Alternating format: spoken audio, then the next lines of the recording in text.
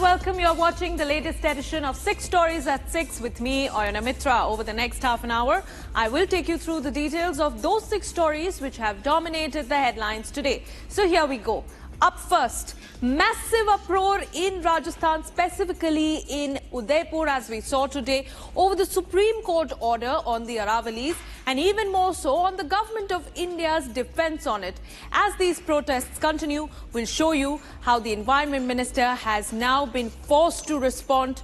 Direct impact of Republic TV's relentless coverage. Second, from extradition in 2018 to clearance in 2025, who has led Christian Michel, accused in the multi-crore Augusta Westland scam, let off?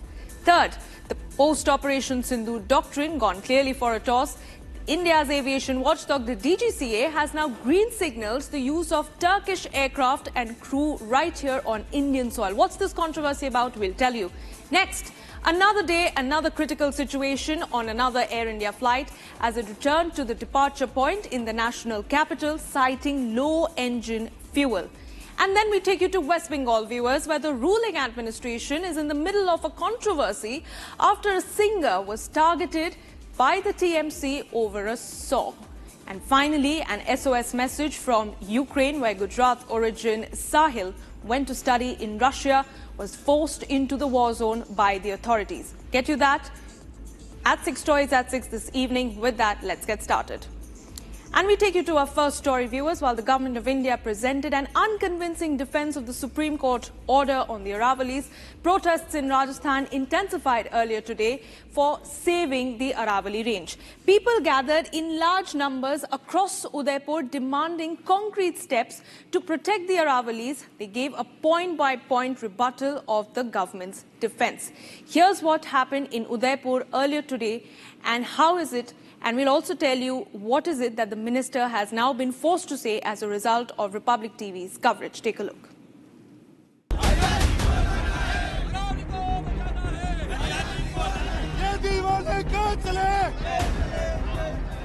Protested, raised voices for saving their home, the Aravallis, and then detained. The police are not letting us talk to the people who are detained right now. We can see in our visuals, and they're trying to say that we were protesting peacefully. Although protests were getting a bit violent, we have shown you through the visuals. It is a dictatorship rule of central government and the state government. In both state and center, it's a BJP government cutting across to protesters.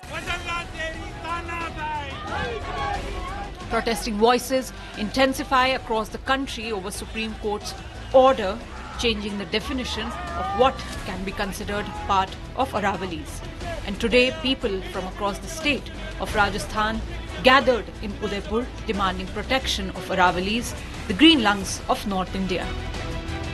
Udaipur के collector office के सामने हम खड़े हैं और लोगों से बात करने की कोशिश करेंगे क्योंकि इमोशनली यहाँ पे नारे लगाए जा रहे हैं और अरावली पर्वतमाला को बचाने की मांग की जा रही है। हम देख सकते हैं कि यहाँ पे एक्शन है और लोग यहाँ पे जो है प्रोटेस्ट कर रहे हैं, नारे लगाए जा रहे हैं। People were angry over possible loss of India's oldest mountain range, hills that are not only ecologically important but have also been witness to India's rich history. But they were thrashed and detained. The protesters today gave a point-by-point rebuttal to government's unconvincing defense. सरकार ने पूंजीपतियों के लिए एक red carpet बिछा दिया है। उनका काम यह है कि कैसे इन अमीरों को और अमीर बनाए और आम जनता को इस प्रकार से कुचले जो अपने हक के लिए, अपने समाज को बचाने के लिए, अपनी पीढ़ियों को बचाने के लिए लड़ रही है। ये निश्चित तौर पे सरकार की दमन नीति अपनाता। और सबसे बड़ी शर्म की बात है कि केंद्रीय पर्यावरण मंत्री राजस्थान से आते हैं, अलवर से भूपेंद्र यादव जी मिनिस्टर बने हैं जीत कर। क्या अलवर में फिर वो मुंह दिखा पाएंगे? Angered over the possible irreversible damage to the ecological heritage, people lashed out at the government. And while our team on ground tried to confront police officers on ground, only fingers were pointed at each other. As the protest, threat of desertification looms and people fear losing their ecological home. वो चाहते हैं कि ये सारी पहाड़ियाँ जो खनिज संपदा इन पहाड़ियों में है वो उसकी लूट करने इनको दी जाए और इन पहाड़ियों में जो हमारे लोग बसे हुए हैं, जो हमारे मेवाड़ में खासतर से जो भील समुदाय बसा हुआ है, उनको वहाँ से दरकिनार किया जाए और इन पहाड़ियों की लूट मचाई जाए। Gathered in large numbers, people demanded concrete steps to protect the oldest hill range in India. Tell you that protesters over here are demanding the review of the decision that is being taken by the Supreme Court, saying that 100 meters of above, only those hills will be considered as the Aravalli Hill Range. Let me tell you, only 8.7%, that is 1048, only these numbers of the hills will be counted as the Aravalli Range. If this definition is executed, multi-agency committee was formed, and in 2025 they have given out the data that Aravalli Hills, which are above 100 meters, will only be counted as the hills which are the part of this oldest range in India. This cut across the states of Gujarat, Rajasthan, Haryana and Delhi. We know that it's the end point of this hill range is Raisina Hill, wherein the Rashtrapati Bhavan is also situated. While the government presents unconvincing defense, voices across the nation rise for saving North India's ecological heritage, the Aravallis. And viewers, the Rouse Avenue Court on Saturday ordered to release Christian Michelle James from custody in the Augusta Westland chopper deal case. However, the middleman still remains in CBI's custody, a case that is scheduled to be heard later on. We'll tell you how is it that from extradition in 2018 to him being let off in 2025, a full timeline of the Augusta Westland case. The Rouse Avenue Court on Saturday ordered to release the middleman Christian Michelle James from custody. Michelle has been in ED and CBI custody in the alleged money laundering case linked with Augusta Westland chopper deal case. However, he still remains in CBI custody, a matter on which CBI's reply is sought today. Republic confronted Michelle, but he totally dodged the questions. A release for Michelle had been ordered by the Rouse Avenue Court, raising questions of a possible cover-up as crucial information was not shared by UK, USA and Europe. Did agencies fail to pin Michelle down? Middleman in money laundering linked to the Augusta Westland chopper deal. Questions also rise on political intervention in the case, as the CBI and ED charge sheet make no mention of politicians or political links. The face of the Augusta Westland VVIP chopper scam case of the UPA-era government, Christian Michelle James, was produced before the special CBI court today here in the Rouse Avenue court. And now, the money trails accessed back in the days, the email exchanges that were accessed back in the days suggested that certain concerned parties were bribed. For that matter, even it suggested that Michelle was in touch with certain bureaucrats and politicians back in the days to secure this deal. However, when questioned on these claims, Christian Michelle denied such claims. And now the Rouse Avenue Court today reserved its order on an application moved by the accused Christian Michelle James. The application was moved by Christian Michelle James to seek a direction to modify the bail conditions in the Augusta Westland CBI case.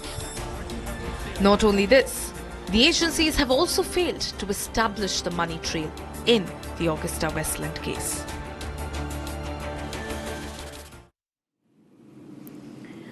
Okay, India's civil aviation regulatory body, that is the DGCA, has granted further extensions allowing Indigo and SpiceJet to continue operating Turkish aircraft with Turkish crew right here on Indian soil.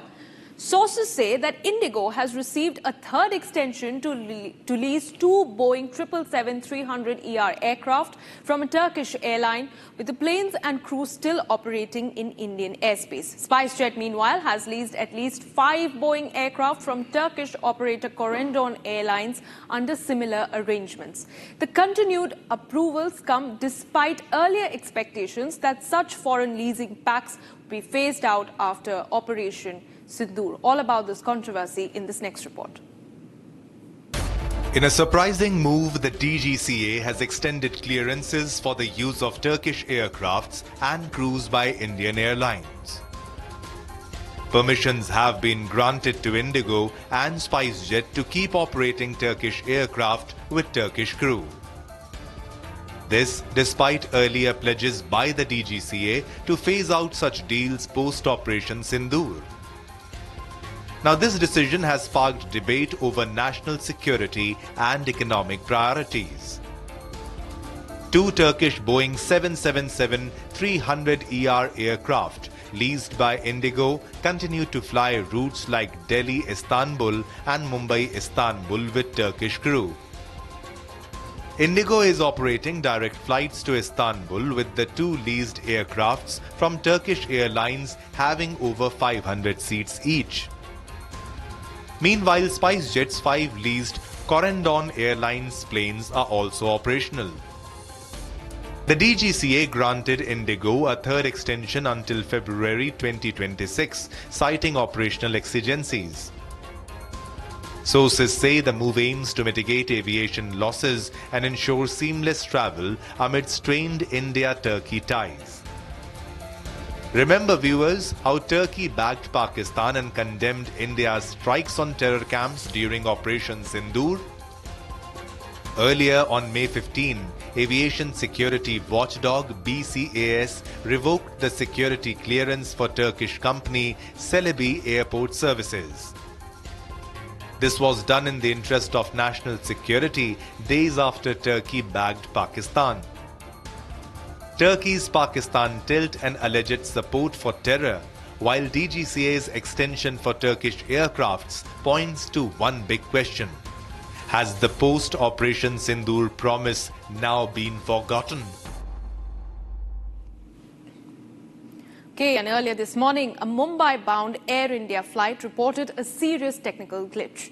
The plane had to return to its departure point, that is Delhi, and make an emergency landing at the Delhi airport. The aircraft was under imminent threat when one engine had to be shut down to avoid any untoward incident. Full emergency was declared at the Delhi airport during this incident, and later on, a templated response was issued from Air India. Take a look. A nightmare for any flyer, a pilot's ultimate test, a reality check of ground force crew, and words that no air traffic controller would want to hear. Pan, pan. Mumbai-bound Air India flight AI-887 reported a serious glitch shortly after takeoff, post which the right engine had to be shut down mid-air. As per Air India, AI-887, a Boeing 777-300ER en route from Delhi to Mumbai, experienced a serious technical issue shortly after takeoff. The airline said that during flap retraction, abnormally low oil pressure was detected in the right engine, which rapidly dropped to zero. As per standard safety procedures, the pilots shut down the affected engine. As per Air India, the incident has been reported to the DGCA and will also be investigated by Air India's Permanent Investigation Board under the supervision of the DGCA. The Ministry of Civil Aviation has also taken note of the Air India flight AI-887 incident and sought a detailed report from Air India. The airline has been directed to extend all assistance to passengers and accommodate them on subsequent flights. Post this incident, Air India has made separate arrangements for the passengers. Air India in response informed that senior Air India representatives personally met passengers on ground while refreshments were provided to all. While luckily a major tragedy was averted because of pilots' quick thinking, but questions arise over safety of passengers flying Air India.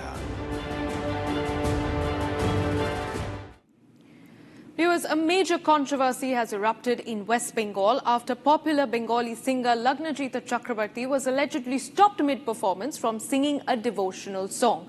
The incident took place at a private school in Bhagwanpur, where a local TMC leader and event organizer called Mehboob Malik has been accused of storming the stage, demanding quote-unquote secular songs and attempting to assault the artist. The singer later filed a police complaint leading to Malik's arrest, even as questions were being raised over initial police action. The episode has now triggered a wider debate on artistic freedom, political interference, and of course the safety of performance under TMC's rule in West Bengal. A controversy has erupted in West Bengal after popular singer Lagnajita Chakrabarti was allegedly stopped mid-performance from singing the devotional song Jago Ma by local TMC leader Mehboob Malik. The incident reportedly took place at a private school in Bhagwanpur, where Malik allegedly objected to the devotional song, demanded secular music instead, and later even tried to physically confront the artist. Lagnajita, best known for her hit Bengali track Bashanto Eshe Geche, said the disruption happened while she was in the middle of performing Jago Ma. In an exclusive interview with Republic Bangla, Lagnajita Chakrabarti narrated her harrowing experience. রাজ্যের মধ্যেই কার্যত শোতে গিয়ে show করতে গিয়ে শুনতে হলো এই গান গাওয়া যাবে না, অন্য গান গাইতে হবে, সেকুলার গান গাইতে হবে। কে না লগ্নজিতা চক্রবর্তীকে শুনতে হলো এই কথা। লগ্নজিতা চক্রবর্তী আমাদের সঙ্গে সোজাসুজি রয়েছেন এবং গতকাল ভগবানপুর ঘটনা নিয়ে একেবারে মুখ খুলতে প্রকাশ্যে মুখ খুলবেন। কি ঘটেছিল লগ্নজিতা গতকাল যখন আপনি ভগবানপুরে গেলেন? স্বাভাবিকভাবে প্রত্যেক দিনের মতোই শো করেন আপনি, ঠিক কি ঘটলো যার জন্য এইটা শুনতে হলো যে সেকুলার গান গা? আমার কালকে পূর্ব মেদিনীপুরে ভগবানপুর বলে একটা জায়গায় সাউথ পয়েন্ট পাবলিক স্কুল বলে একটা স্কুলে আমার অনুষ্ঠান ছিল, ওদের মাঠে। আমার অনুষ্ঠান 7টায় শুরু হয় এবং 7:45 অবধি আমার অনুষ্ঠান নির্বিঘ্নে হয়। 7:45 অবধি আমার 7টা গান আমার গাওয়া হয়ে গেছিল, and I was going on to my 8th song. দুটো গানের মাঝখানে যেরকম আর্টিস্টরা কথা বলেন, আমিও সেরকম অডিয়েন্সের সাথে কথা বলছিলাম। এই 7th গান যেটা আমি গেয়েছিলাম, যেটা আমার গাওয়া শেষ হয়ে গেছিল, সেটা হচ্ছে এই বছর পুজোয় দেবী চৌধুরানী বলে একটা ছবি রিলিজ করেছে, সেখানে আমি একটা গান গেয়েছি জাগো মা বলে। এই গানটা দেবী চৌধুরানী ছবির গান এবং দেবী চৌধুরানীকে নিয়ে গানটা লেখার, এবং সেটা আমি কিন্তু গান গাওয়ার আগে বলেওছি যে কোন ছবির গান ইত্যাদি ইত্যাদি, আমি সব গানের আগেই বলি। তো আমি যখন 7th এবং 8th গানের মধ্যে কথা বলছি এই গানটা শেষ করে, তখন হঠাৎ দেখলাম একজন মানুষ দৌড়ে স্টেজে উঠে এলেন, হেঁটে না দৌড়ে স্টেজে উঠে এলেন, এবং কিছু বোঝার আগেই আমি দেখলাম যে উনি প্রায় আমার এখান অবধি চলে এসছেন। এবং যে স্কুলে এই অনুষ্ঠানটা হচ্ছিল সেই স্কুলে এটা ভিডিও, মানে ওরা আমার অনুষ্ঠানটা ভিডিও রেকর্ড করছিল, কাজেই ওদের কাছে ভিডিও নিশ্চয়ই পাওয়া যাবে।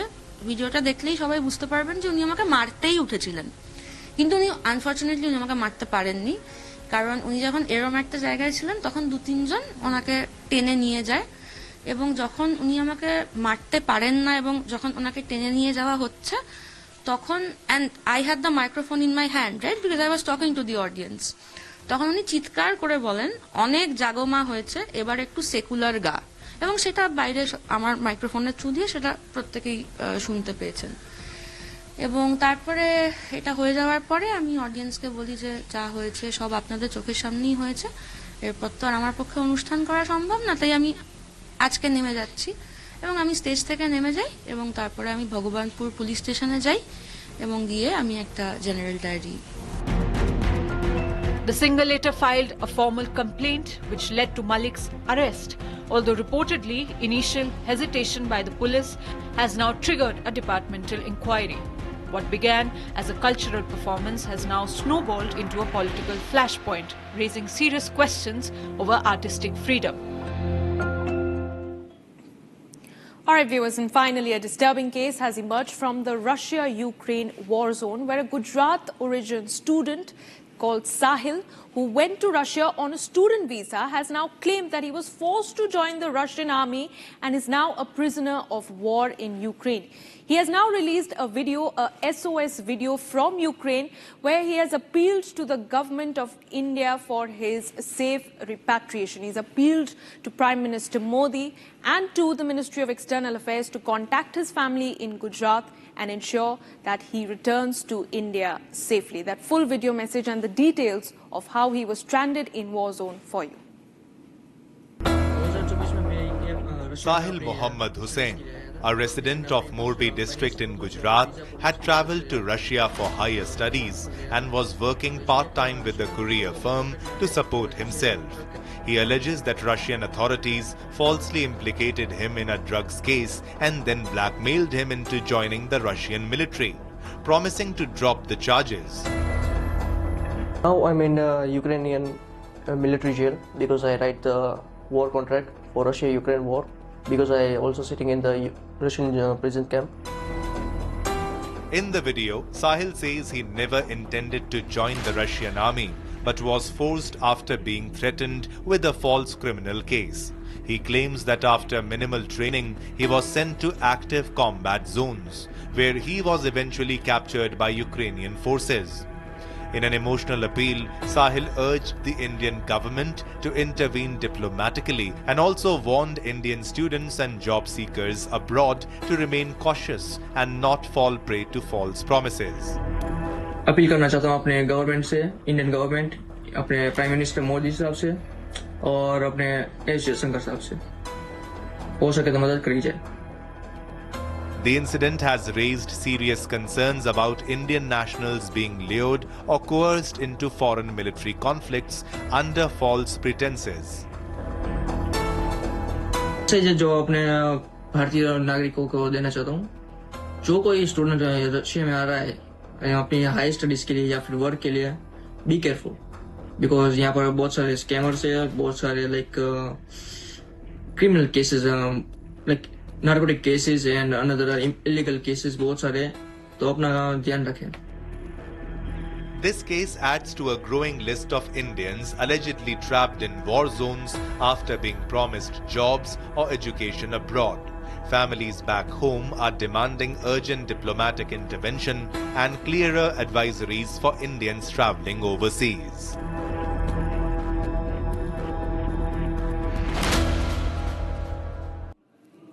All right, viewers, that's all that we had for you in Monday's edition of 6 Stories at 6. But do stay on with us, because on the other side, we have more live and breaking news updates with my colleague Rhythm. Thanks for watching.